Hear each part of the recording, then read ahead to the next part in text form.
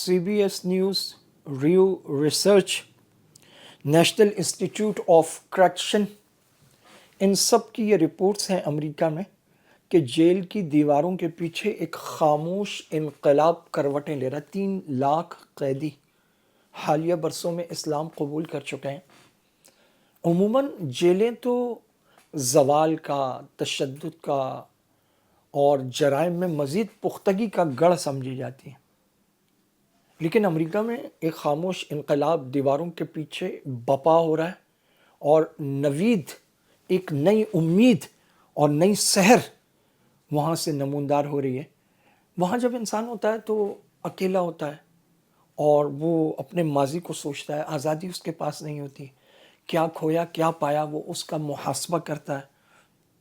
तो ऐसे में फिर जब इस्लाम की दावत उन तक पहुंचती है जिन्होंने ज़िंदगी में कभी माबूद हकीकी को सजदा नहीं किया, जिनका दिल कभी उम्मीद की रोशनी से मामूर नहीं हुआ, उन्हें जब इस्लाम की रोशनी पहुंचती है और वो उसका मुताला शुरू करते हैं या उस दावत को सुनते हैं तो उन्हें वो उस अंधेरे में रोशनी की किरण नज़र आती है।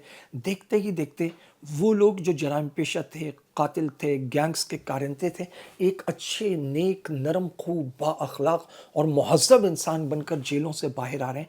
और लोग जिन मुजरिमों से डरते हैं कि वो जेलों से आते हैं, लोग उनके करीब हो रहे हैं उनके अखलाक की वजह से। और जब उन्हें पता लगता है कि ये इस्लाम की वजह से ऐसा है तो बाहर भी वो इस्लाम की इशाअत और तरवीज का सबब बन रहे हैं। हाँ, जिनकी अपनी ये दौलत है उन्हें इसकी कोई कदर नहीं, वो इस पर अमल पैरा नहीं है, लेकिन अल्लाह पाक ने अपने दीन का काम लेना है। अल्लाह ताला जिससे चाहे ले ले। जिनके पास ये नेमत है अल्लाह उनको भी कदर की तौफीक अता फरमाए और पूरी दुनिया के तारीख़ क़ुलूब को अल्लाह ताला इस्लाम की रोशनी से मुनव्वर फरमाए।